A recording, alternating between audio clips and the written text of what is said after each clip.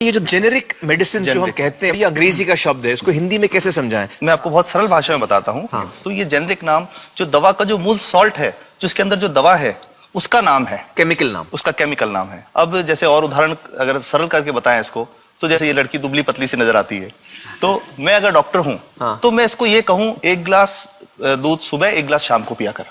पर चिकित्सा के व्यवसाय में दुर्भाग्य से हमारे देश में ऐसा नहीं हो रहा। हम ये नहीं कहते कि आप भैंस का दूध लेके आइए, हम कहते हैं कि वो रामू की भैंस का दूध लेके आना। यही ब्रांडिंग है। ये जब उसकी दुकान पे जाती है, वो कहता है 500 रुपए लीटर है, लेना है कि नहीं लेना। तो जो 30 रुपए की चीज है वो 500 रुपए में मिलती है। तो अगर मैं डायबिटीज की दवा ले रहा हूं और अगर मैं ब्रांडेड दवा लेता हूं तो मुझे कितने की पड़ेगी? जैसे एक 117 रुपए में भी है, 117 रुपए में मिलती है। अब और अगर वही चीज हम उसके जेनेरिक मेडिसिन के नाम से लें तो वो कितने की बनती है? वो मात्र 1 रुपए 95 पैसे में 10 गोली मिलती है।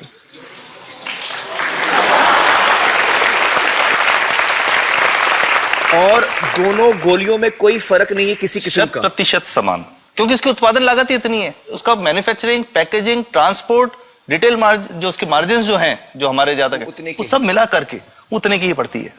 कुछ कैंसर के मैं आपको उदाहरण दूंगा, उसमें एक ही दवा जो ब्लड कैंसर के काम में आती है, बाजार में 1.25 लाख रुपए का एक पैकेट मिलता है। 1.25 लाख का एक पैकेट जो 1 महीने चलता है। और जेनरिक में वही दवा जेनरिक में अलग अलग कंपनीज जो बनाती हैं, एक 10,200 में बेचती है, एक 8,800 में बेचती है और एक 6,500 में बेचती है। मतलब ये आपका ये कहना है कि आपके ये प्रयास से इतने कम में राजस्थान में पब्लिक को, आवाम को ये दवाएं पहुंचा रहे हैं आप इस वक्त? जी, क्या बात है।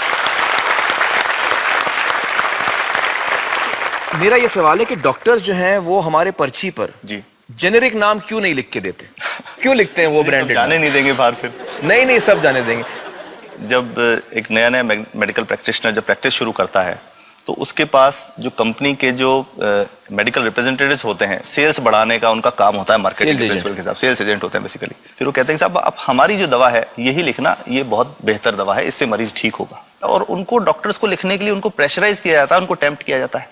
तो ये इसमें बहुत बड़ा कारण है जो दवा की कीमत को उसकी वास्तविक कीमत से 5, 10 गुना, 20 गुना तक बढ़ा देता है। एक बहुत बड़ा कारण है, क्योंकि हमारे पास जब हम टेंडर करते हैं तो बहुत सारे कंपनी वाले आते हैं, जो भारत की जो सबसे बेहतर कंपनियां, जिसके भी नाम, वो रेपुटेड कंपनियां जिनके नाम आप ले सकते हैं, वो सभी हमें वो उसको जो 70 रुपए की है उसको 2 रुपए में, 5 रुपए में दे रही है। 30 रुपए की दवा 2 रुपए में दे रही है। इतना ज्यादा फर्क तो कंपनी तो दे सकती है और देना चाहती है, और हमें देती भी है इतनी कम दामों में, हमें दे रही है ना, ये संभव तो है। अच्छा, मैं आपको बताऊंगा कि भारत से हम लगभग 45,000 करोड़ रुपए की जेनरिक दवाइयां प्रतिवर्ष विदेशों को निर्यात करते हैं। आप भेजते हैं दुनिया भर में जेनरिक, ये जो सस्ती दवाएं हैं आप विश्व भर में भेजते हैं, और हमारे लोगों को नहीं मिल रही। हमारे देश में महंगी है, हमारे देश में महंगी है। और अगर ऐसा है तो हमें कोई ईस्ट इंडिया कंपनी की जरूरत नहीं, हम वापस उसी दिशा में जा रहे हैं। आपने जब ये शुरू किया तो आपको कोई रेजिस्टेंस फेस करना पड़ा राजस्थान में? देखिए, जो प्रयास हम कर रहे हैं ये बेसिकली धारा के विपरीत बहने का एक प्रयास है जी। काफी थ्रेट्स भी हैं, क्योंकि इसमें माफियाज भी हैं, ड्रग माफियाज जो ऑपरेट करते हैं। और हम हमेशा ये बात कहते हैं कि हम 100 साल से भी पुरानी शोषण की व्यवस्था को बदलना चाहते हैं, पर हमने हमेशा डॉक्टर्स को दोषी नहीं माना। सारे डॉक्टर्स बुरे नहीं है। 50-60% तो जेन्युइनली वो चाहेंगे कि गरीबों को कम कीमत पे दवा मिल जाए, वो चाहेंगे। और आज भी ऐसे डॉक्टर्स हैं जो अपने घर से सैंपल्स ला करके अपने जेब से पैसे निकाल के मरीज का इलाज कराते हैं। ऐसे डॉक्टर्स आज भी हैं। बिल्कुल सही। तो मैं इनको एक उदाहरण भी बताता हूँ कि कैसे हमारे जो काम वाली थी, उसका बच्चा था छोटा। इंसिडेंटली हम कुछ समय छुट्टी मनाने कोई बाहर गए। जब हम लौट के आए 10-12 दिन बाद, तो वो लक्ष्मी के साथ उसका छोटा जो बेटा था राजू, वो भी उसके साथ आता था जब, और मेरे बच्चों के साथ खेलता था, मेरे बेटे के साथ खेलता था। तो वो लक्ष्मी अकेली आई, राजू नहीं आया। तो हमने पूछा कि क्या हुआ, तो उसने जो बात बताई कि साहब वो उसको, आप गए थे, उल्टी दस्त हो गया था। उल्टी दस्त की बीमारी के लिए वो जब दवा लेने गई तो केमिस्ट ने उसको कहा कि इसके तो 400 रुपये लगेंगे। तो उसने कहा साहब मैंने खूब मांगा, मेरे पास 400 रुपये मुझे नहीं थे, और मेरा बच्चा रात को ही उसको दस्त आते रहे, वो खत्म हो गया। और मैं आपको ये कहना चाहता हूं कि वो जो दवा लिखी थी कि वास्तव कीमत 1.5-2 रुपए ही है, तो वो बच्चे की जान बच सकती थी। 65 वर्ष के बाद भी अगर कोई बच्चा उल्टी दस्त से मर जाए तो मैं नहीं समझता इससे शर्मनाक बात कोई हम लोगों के लिए हो सकती है। और सबसे बड़ी बात कि इसे आसानी से बदला जा सकता है। हमें सबको एक समन्वित, एक संगठित प्रयास करने की जरूरत है।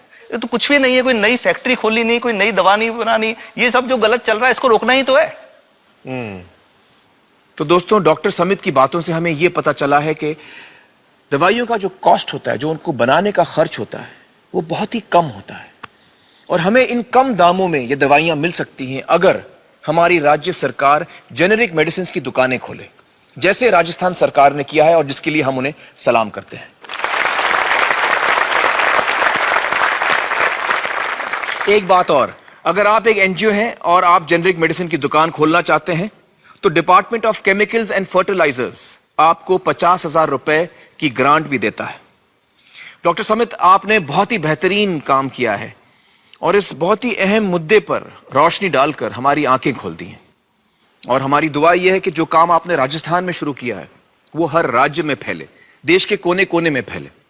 बहुत बहुत शुक्रिया हमारे साथ बातचीत करने का doctor Samit, thank you so much.